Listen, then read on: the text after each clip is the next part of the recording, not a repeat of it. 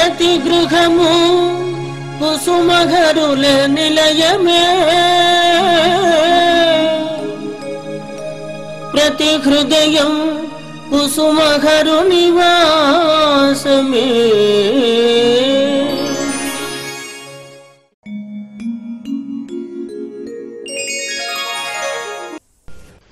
ప్రతి గృహము కుసుమహర్ల నిలయము 778 ధారావాహికలోని ముఖ్య విశేషములు.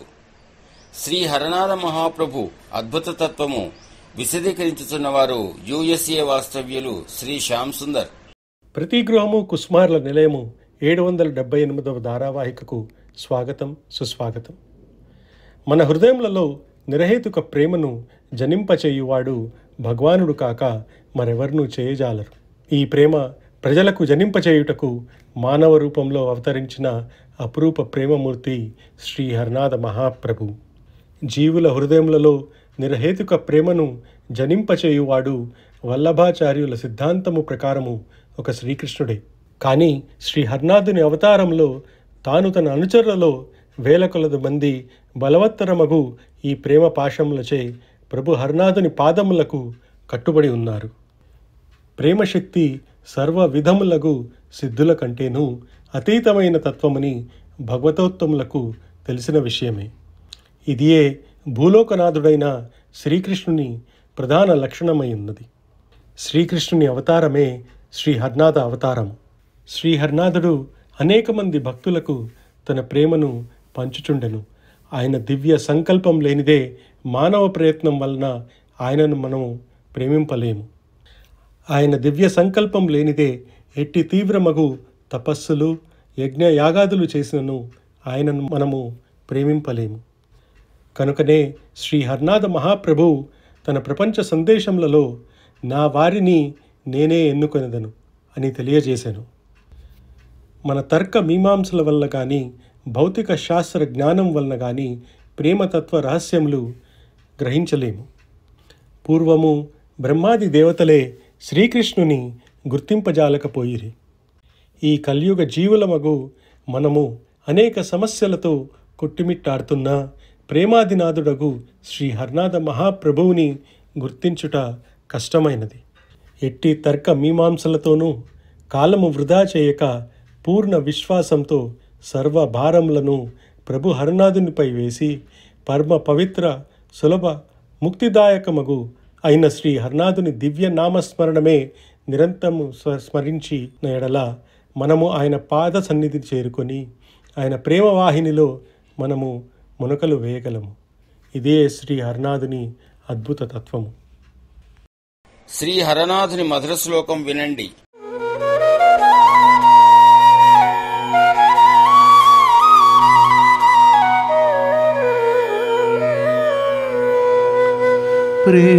ప్రేమంపు భిక్ష పెట్టుము, ప్రేమించుట నేర్పి మమ్ము ప్రేమింపుము, ఓ ప్రేమావతార.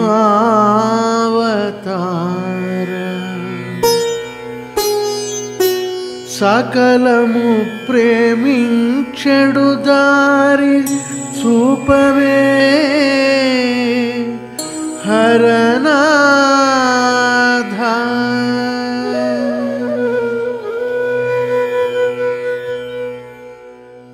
శుభాకాంక్షలు. శ్రీ జి వేణుగోపాల్, శ్రీమతి జి సావిత్రి గారి తనయుడు శ్రీ రఘురాం పుట్టినరోజు 3/4/2024. వారికి, వారి కుటుంబ సభ్యులు శ్రీమతి స్వాతి, చిరంజీవులు రిషిత, రిత్విక్కు సకల శుభములు, ఆయురారోగ్యములు ప్రసాదించమని శ్రీ కుసుమహరనాథులకు మా ప్రార్థన. ఇంతటి మహత్తర కార్యక్రమము టీవీ ద్వారా ప్రపంచ ప్రజలకు తెలియజేయుటకు తమ వంతు సహాయ సహకారములు అందించిన గుప్తదాతలు, భక్తులకు సకల శుభములు, ఆయురారోగ్యములు ప్రసాదించమని దేవదేవులు శ్రీ కుసుమహరనాథులకు మా ప్రార్థన. శ్రీ కుసుమహర్ల తత్వమును విశదీకరించుచున్న విద్యావేత్త, కాకినాడ వాస్తవ్యులు శ్రీమతి చింతావాణి శర్మ గారు. అమ్మ, అలాగే బాబా గురించి మరికొన్ని లీలలు, అలాగే అతని తత్వాన్ని గురించి వివరిస్తారమ్మా? తప్పకుండా అమ్మ. అయితే హరనాథ అవతారంలో ఉన్నటువంటి ప్రత్యేకత ఏమిటంటే ఈయన ఎప్పుడూ కూడాను నేను అవతార పురుషుణ్ణి, నా నామం చెయ్యండి, కుసుమారా చెయ్యండి అని ఆయన చెప్పలేదు. ఆయన ఎప్పుడు కృష్ణ నామం చెయ్యండి, కృష్ణ అనండి, మీ కోరికలన్నీ నెరవేరుతాయి. మీరు ఇహలోకంలో కానీ పరలోకంలో కానీ మీకు కావలసినటువంటివి ఎటువంటి కోరికలైనా సరే వాటిని నెరవేర్చడానికి ఆ కృష్ణుడు, ఆ గోపాలుడు మీకు ఎప్పుడూ కూడా సిద్ధంగానే ఉంటాడు అని కృష్ణనామం చేయమంటూ ఉండేవారు. పూరిలో అయితే ఒకసారి అక్కడ 60వ జన్మదినోత్సవ వేడుకలు జరుగుతున్నాయి బాబావి. బాబా వారికి అక్కడ భక్తులు ఆయన కలిసి నిర్మించినటువంటి హరనాథ అనాథ ఆశ్రమం అని చెప్పేసి సముద్రం ఒడ్డున దగ్గరలో ఆశ్రమం ఉంది. ఈ ఆశ్రమం అంటే బాబాకి చాలా ప్రీతి. ఆయన ఎక్కువగా ఆశ్రమంలో భక్తులతో ఉంటూ ఉండేవారు. అక్కడ అనేక ఉత్సవాలు జరుగుతూ ఉండేవి. ఈయన పూరిలోను ఆ జగన్నాథ స్వామి ఆలయానికి వెళ్ళి వెంటనే అతనికి బాబాలో ఆ పురుషోత్తముడు, ఆ జగన్నాథుడు, ఆ పూరి జగన్నాథ స్వామే కనిపించాడు. ఒక్కసారిగా ఆయన లెంపలు వేసుకుని ఈయనకి తన క్షమాపణ చెప్పుకొని ఆ ప్రసాదాన్ని అంతటిని ఆయన సమర్పించాడు. అప్పుడే పూరిలో ఉండేటువంటి వారందరికీ కూడా బాబా యొక్క నిజతత్వం ఏమిటో అర్థమైంది. ఈయన ఒక జగన్నాథ స్వామే కాదు, కృష్ణుడే కాదు, రాముడే కాదు, మనం ఏ రూపంలో కొలిచినా ఈయన ఆ రూపంలో ఉండి భక్తులను ఉద్ధరిస్తారు అని చెప్పేసి వాళ్ళు తెలుసుకున్నారు. మరొకసారి పూరిలోని ఈయన జన్మోత్సవం జరుగుతున్నప్పుడు అక్కడ కూడా ఒక 500 మంది భక్తులు భోజనానికి వస్తారు, ప్రసాదం తీసుకోవడానికి అని చెప్పి అనుకుని ఏర్పాటు చేశారు. ఏఎస్ఎల్ రావు గారు వాళ్ళంతా కూడా ఆ ఏర్పాట్లలో నిమగ్నమే ఉన్నారు. తీరా చూస్తే 1200 మంది వచ్చారు. 1200 మందికి అన్నప్రసాదం సరిపోయింది. మళ్ళా ఇంకొక 300 మంది వచ్చారు, 1500 మంది అయ్యారు, వాళ్ళకి సరిపోయింది. ఇలా ఎంతమంది వచ్చి తింటున్నా ఆ ప్రసాదం అలా సరిపోతూనే ఉంది. ఆఖరికి రాత్రి 12 గంటల సమయంలో కొంతమంది మహాపురుషులు కూడా ఆ ప్రసాదాన్ని స్వీకరించడానికి వచ్చి వాళ్ళు ఆ ప్రసాదాన్ని తీసుకున్నారు. అప్పటికి 2500 మంది, 500 మందికని వండినటువంటి ప్రసాదం 2500 మంది స్వీకరించడం జరిగింది. అయినా కూడా వండినటువంటి ప్రసాదం అలాగే ఉంది, ఇంతమంది భక్తులకి సరిపోయింది.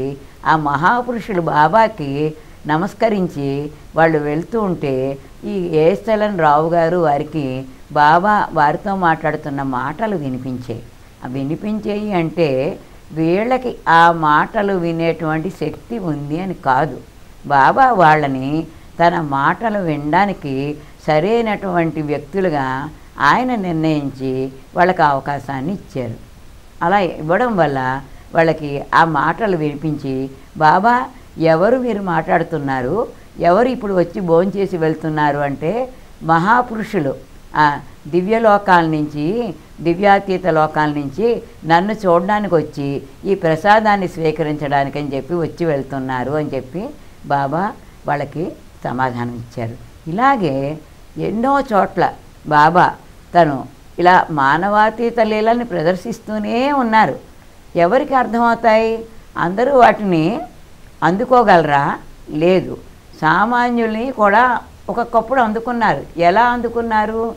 ఆయన వాళ్ళని ఎంచుకుని వీళ్ళకి ఈ లీల అర్థమయ్యేట్టు చెయ్యాలి, నా యొక్క తత్వం తెలియాలి అని ఆయన భావిస్తే ఆయన వాళ్ళని తన మనుషులుగా భావించి వాళ్ళకి తన లీల అర్థమయ్యేట్టు చేశారు. అందుకే బాబా ఏమంటారంటే, నా భక్తులు చాలా తక్కువ సంఖ్యలో ఉంటారు, వీళ్ళంతాను వజ్రాలు లాంటి వాళ్ళు.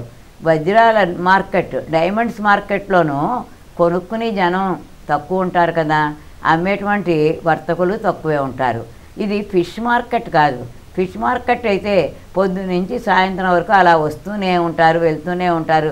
ఇది అలా కాదు. ఇది కేవలం మార్కెట్ ఆఫ్ డైమండ్స్ అంటారు ఆయన. ఇది వజ్రాల మార్కెట్. వజ్రానికి ఎంతో ఖరీదు ఉంటుంది. ఆ వజ్రాన్ని కొనుక్కోవాలంటే, అంత ఖరీదు పెట్టి కొనుక్కోవాలంటే ఆ వజ్రానికి తగినటువంటి డబ్బు మన దగ్గర ఉండాలి కదా. అంటే మన దగ్గర ఆ డబ్బు అంటే ఆ నామ సంపద మన దగ్గర ఉండాలి.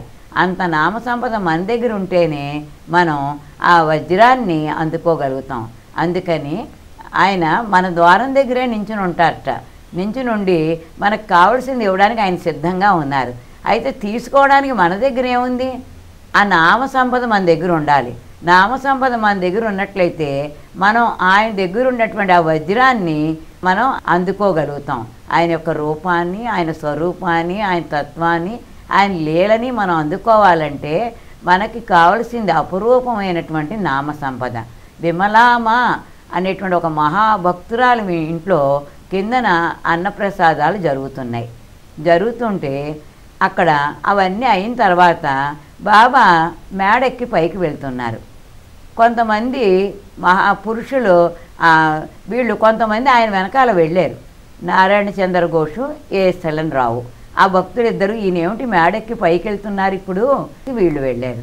వెళితే వీళ్ళు చూస్తూ ఉండగానే ఆజానుభావులేంటి కొంతమంది మహాపురుషులు వచ్చి బాబాతో మాట్లాడి వారి పాదాలకు నమస్కరించి వాళ్ళు తిరిగి వెళ్తున్నారు, అదృశ్యం అవుతున్నారు. వాళ్ళని వీరు లీలామాత్రంగా వీళ్ళు చూడగలిగితే అప్పుడు బాబాని వీళ్ళు ప్రశ్నించారు, ఎవరు వాళ్ళు వచ్చి వెళ్తున్నారని. నా దర్శనం కోసం వచ్చారు కొంతమంది మహాపురుషులు, నన్ను చూడడానికి వచ్చి వెళ్తున్నారు అని చెప్పారు బాబా వాళ్ళకి. వీళ్ళు ఇంతమంది కిందన ఉన్నారు. అంతమందిలోనూ ఈ నారాయణ చంద్ర ఘోష్, ఈ ఏఎస్ఎల్ఎన్ రావు గారు వీళ్ళిద్దరూ మాత్రమే పైకి వెళ్ళి బాబాని చూడడానికి వచ్చినటువంటి ఆ పురుషుణ్ణి చూసి బాబా దగ్గర ఆ విషయాన్ని తెలుసుకోగలిగారు. అంటే దీనికి కారణం బాబా యొక్క అపురూపమైనటువంటి కృపా కటాక్ష వీక్షణాలు వారి మీద ప్రసరించాయి.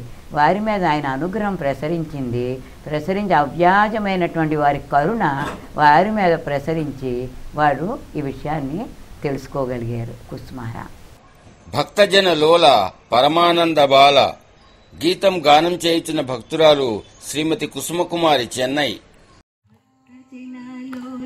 పరమానంద బాల భక్తజనాలోల పరమానంద బాల నా మధుర మధుర కుసుమహర నా ప్రియహరరా నా మధుర మధుర కుసుమహర నా మనోహరా నీ ప్రేమ చాలదా జగమ్ములేలగా నీ పద కమలమ్ముల చిరదాసిని కాగా నీ ప్రేమ చాలదా జగమ్ములేలగా నీ పద కమలమ్ముల చిరదాసిని కాగా నీ వారలు నీకెంతో అపురూపమురా ఇహ పరముల వారల కాధార నీవెరా నీ వారలు నీకెంతో అపురూపమురా ఇహ పరముల వారల కాధార నీవెరా నీవుంటే ఇళ్ళలో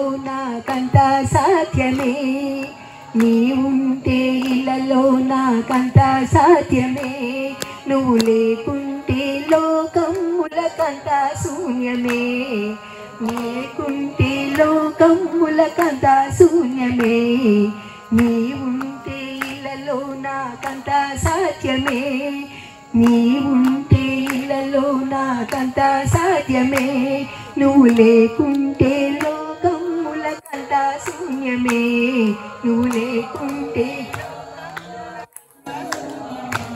నీ ప్రేమ చాలదా జగములేలగా నీ పదకమలమ్ములనే చిరదాసిని కాగా నీ ప్రేమ చాలదా జగమ్ములేలగా నీ పదకమలమ్ములనే చిరదాసిని కాగా చల్లని ఆ నయనమ్ముల వీక్షణ ప్రేమం ఆ నయనమ్ముల వీక్షణ ప్రేమం చిరునగవుల మధురాధర సంభాషణ ప్రేమం చిరునగవుల మధురాధర సంభాషణ ప్రేమం చల్లని ఆ నయనమ్ముల వీక్షణ ప్రేమం చల్లని ఆ నయనం వీక్షణ ప్రేమం చిరునగవుల మధురాధర సంభాషణ ప్రేమం నగవుల మధురాధ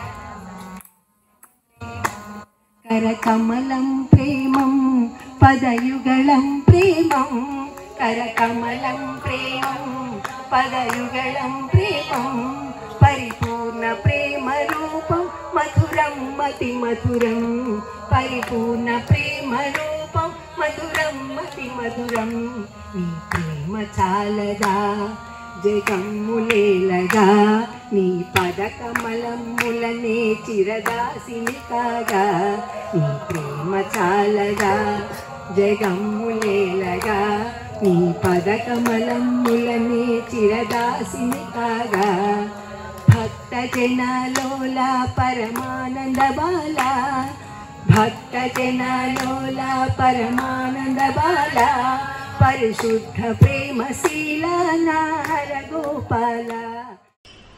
ప్రతి గృహము కుసుమహరుల కార్యక్రమ విశిష్టతను తెలియజేయుచున్న భక్తురాలు శ్రీమతి కె సునీతా గుప్తా, కర్నూల్. జై శ్రీ కుసుమహర. లోకోద్ధరణ నిమిత్తం జన్మించే అవతార పురుషుల ఆగమనంతో ఈ ఇలలో ఆధ్యాత్మిక మార్గం సుగమమవుతుంది.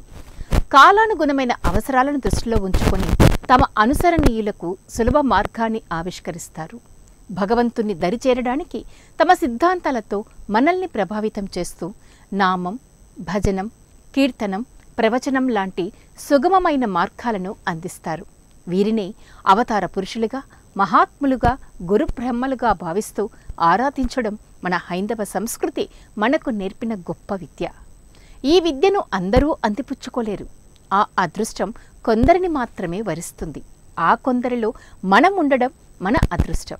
మన కుసుమహరులు మన తండ్రిగా, గురువుగా, మార్గదర్శకుడిగా, చెలికాడుగా పలు పలు రూపాల్లో మన చెంత చేరుతూ మనల్ని ఉద్ధరించే మహోత్కృష్ట మనీషిగా వారు మన కోసం, మనతోనే, మనలోనే ఉన్నారు.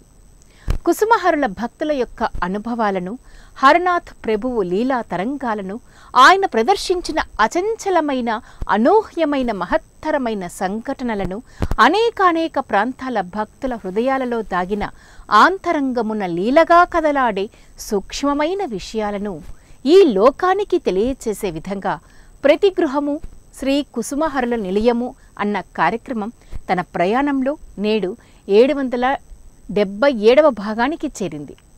ఎటువంటి కమర్షియల్ కంటెంట్ సపోర్టు లేకుండా కేవలం శ్రీ కుసుమహరుల భక్తుల సహకారంతో నిర్విరామంగా నేటి 777 ఎపిసోడుకు చేరడం అనేది అంత చిన్న విషయం కాదు.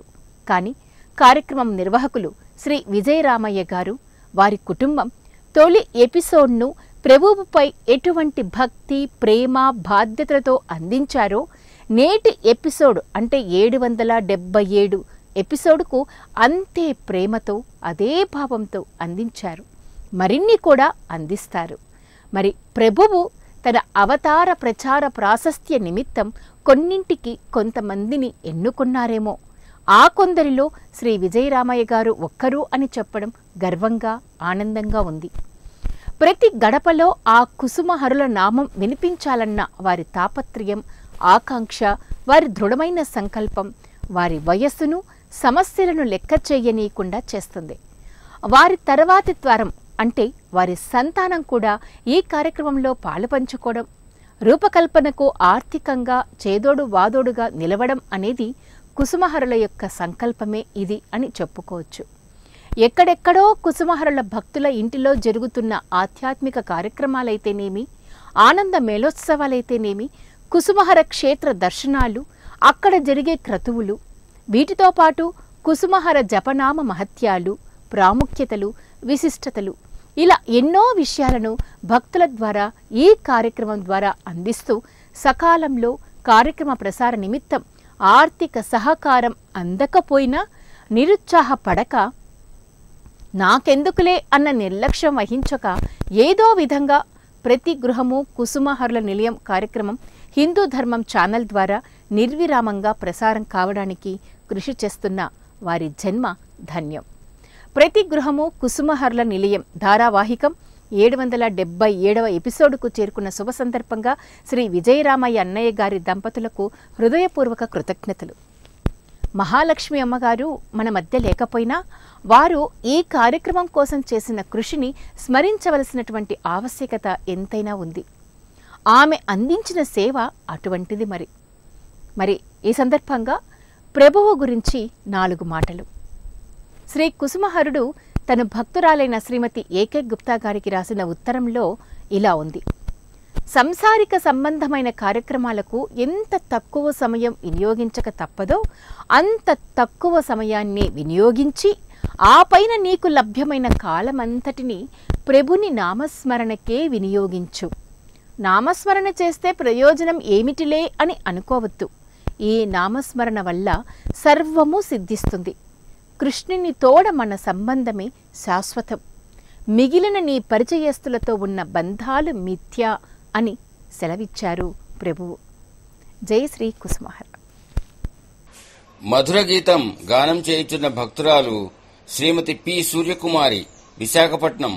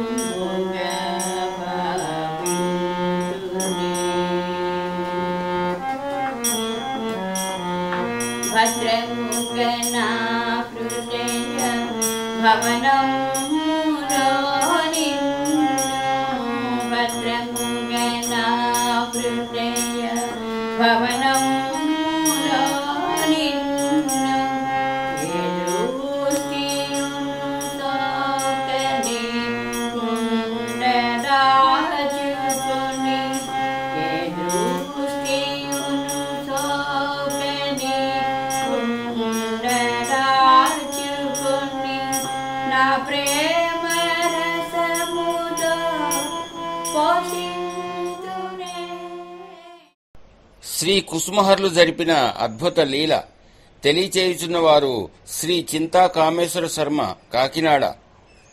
పుదుక్కోటై అనేటటువంటి గ్రామంలో ఒక బీద దంపతులు ఉండేవారు. ఆ బీద దంపతులకు ఒక కుమారుడు జన్మించాడు. ఆ చిన్న వయసులోనే ఒకరోజు రాత్రి ఆ అబ్బాయిని ఒక పాము కరిచింది. పాము కరిచి చనిపోయాడు. చనిపోగానే అక్కడ ఉన్నటువంటి వాళ్ళంతా విలవిలా ఏడుస్తూ బాధపడుతూ అయ్యో అయ్యో అని రోధిస్తూ ఉన్నారు. అప్పుడే అదృశ్య రూపంలో అలాగ ప్రత్యక్షం అయ్యారు మన బాబా కుసుమహరనాథుడు, హరనాథ బాబా. వారు వచ్చి ఆ పిల్లవాడికి ఏమైంది అని పక్కన ఉన్న వాళ్ళందరినీ కూడా వెళ్ళండి అని దూరంగా చేసి ఆ అబ్బాయిని పైనుండి శిరస్సు నుండి కాళ్ళ దాకా అలాగా స్పృశిస్తూ వారిని ఆ అబ్బాయిని అలా నిమురుతూ అలాగా 3 సార్లు అలా నిమిరే స్పృశించారు. వెంటనే ఆ పిల్లవాడు లేచి కూర్చుని ఇలా చూశాట. ఆ తల్లిదండ్రులందరూ కూడా ఆశ్చర్యపోయి ఈయన చాలా అద్భుతమైన వ్యక్తి, ఈ బాబాగారు మనల్ని ఆదుకున్నాడు అని అప్పటి నుండి కుసుమహరనాథ్ బాబాను ఇంకా ఎక్కువగా పూజించడం మొదలుపెట్టారు.